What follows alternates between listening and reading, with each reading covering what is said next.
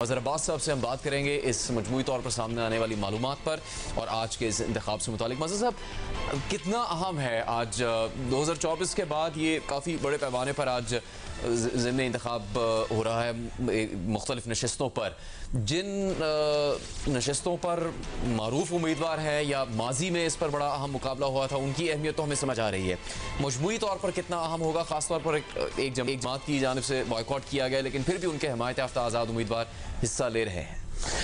जी जुनैद, बहुत अहम है। देखिए, ये 8 फरवरी के बाद सबसे बड़े इलेक्शंस हैं। यानी अगर आप देखें, आम इंतखाबात के बाद इतनी बड़ी तादाद में ज़िमनी इलेक्शंस नहीं हुए इसमें जी। और फिर ये पंजाब में ख़ास तौर पे इस लिहाज से तो बहुत अहम है।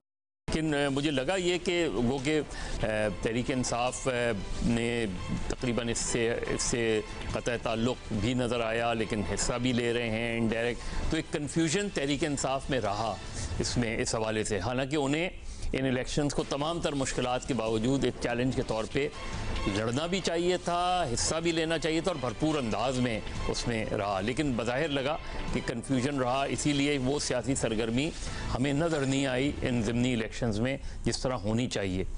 अब इस वक्त पंजाब में, क्योंकि पंजाब में सियासत पिछले अगर हम देखें 2008 के बाद से पंजाब की सियासत में 2 बड़ी तब्दीलियाँ हमें नज़र आईं। एक ये कि पीपल्स पार्टी का अच्छा खासा वोट बैंक था जो हमें 2013 के बाद एकदम एरोड होता हुआ नज़र आया। इन इलेक्शंस में पीपल्स पार्टी भी कुछ जगहों से उनके उम्मीदवार खड़े हुए हैं इसमें। और दूसरा ये कि मुस्लिम लीग नून भी 2024 में जो इलेक्शन हुआ उस पर, लेकिन मुस्लिम लीग नून को खासा झटका लगा 8 फरवरी के इलेक्शन के बाद।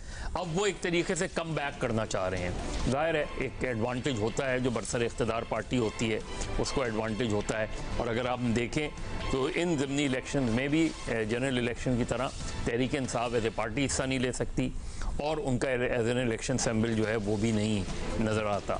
तो जो भी है वो एक तरीके से आप समझ लें कि जिस तरह 8 फरवरी में आज़ाद उम्मीदवार के तौर पे उनके लोग थे या उनके हिमायत याफ्ता थे, वही हमें यहाँ भी नज़र आता है। लेकिन उसके बावजूद भी ये ज़्यादातर सीटें वो हैं जो 8 फरवरी में तहरीक इंसाफ की थी और जिसकी वजह से जो डिस्क्वालिफिकेशन वगैरह हुई है उसके बाद ये सूरत हाल नज़र आती है।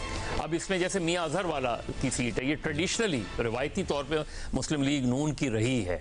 लेकिन अगेन जिस तरह मैंने कहा कि 8 फरवरी के इलेक्शन ने बहुत सी चीज़ें तब्दील की हैं, तो ये अब अगर जो है वो कोई अपसेट नहीं होता, अगर जिस तरीके से दावे हैं, ज़ाहिर है तहरीक इंसाफ उस तरह तो दावे नहीं कर रही, लेकिन मुस्लिम लीग नून के लिए बहुत इम्पोर्टेंट है कि अगर मुस्लिम लीग नून यहाँ से कुछ हल्के भी हार जाती है तो वो उनको सेटबैक होगा बहुत ज़्यादा, क्योंकि तहरीक इंसाफ फुल फोर्स में नज़र नहीं आ रही। तो मुस्लिम लीग नून के लिए बहुत ज़रूरी है कि इन सीटों को रीगेन करें। इस उसमें तो फैसलाबाद, लाहौर, ये जो 2 बड़े हलके हैं पंजाब के, जो बड़े शहर हैं पंजाब के, उसमें, और लाहौर उनका हमेशा से गढ़ रहा है जो कि एक सरप्राइज़ है। इस लिहाज से वैसे तो दोनों जमातों के लिए, लेकिन मुस्लिम लीग नून के लिए, क्योंकि अगर वो ये सीटें जीतते हैं या इनमें से मेजॉरिटी सीट्स जीतते हैं तो वो अगेन क्वेश्चन मार्क करेंगे कि जो दावे किए जाते हैं पीटीआई की पॉपुलैरिटी के, इमरान खान की पॉपुलैरिटी के, उसको फिर ये इनके पास एक जवाब होगा कि जी उसको चैलेंज करें कि देखें जी ये इतने इलेक्शन हार गए। इसलिए मेरा ख्याल है तहरीक इंसाफ को इससे फुल फोर्स के तरीके से लड़ना चाहिए। महमल, कितना अहम है ये लाहौर फैसलाबाद का इलेक्शन मुस्लिम लीग नून के लिए? देखिए जुनैद, अहम तो बहुत है, क्योंकि फैसलाबाद के अंदर भी हमने देखा था कि जो जनरल इलेक्शंस के अंदर पीटीआई किस तरीके से उनकी एक हैवी प्रेजेंस किस तरीके से वो जीते थे, लाहौर के अंदर भी।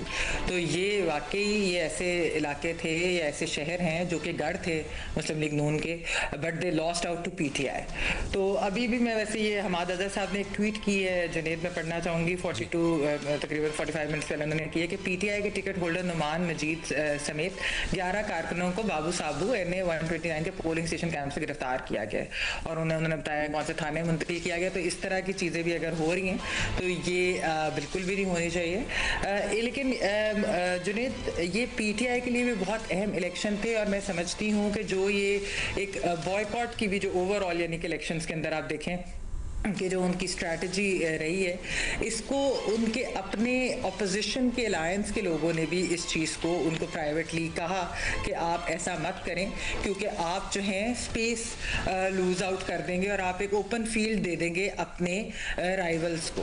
और ख़ास तौर पे पंजाब के अंदर, जहाँ पर वैसे तो जो पीटीआई के ऊपर जो भी मुश्किलात हैं ओवरऑल हम देख रहे हैं, लेकिन इलेक्शन कैंपेन के दौरान जुनेद ये होता है कि आपको मौका मिलता है रैलीज करने का, आपको मौका मिलता है खुलकर कैंपेन करने का, आप अपनी बात कर सकते हैं, आप बता सकते हैं कि क्या हो रहा है। तो वो चीज़ भी एक तरह से पीटीआई ने, आप कहें कि ये उनके, मैं आपको बता रही हूँ कि ये अपोजिशन के उनके अलायंस के लोगों ने पीटीआई को ये कहा कि आप ये मत करें, उन्हें मशवरा दिया कि आप ऐसा ना करें, क्योंकि ये अगर आप मौका कभी भी नहीं छोड़ना चाहिए। आप लोग असेंबलियों में ऑलरेडी मौजूद हैं और इलेक्शंस का बॉयकॉट जो है वो एक अच्छी स्ट्रैटेजी नहीं होती जहाँ से उन्होंने किया है।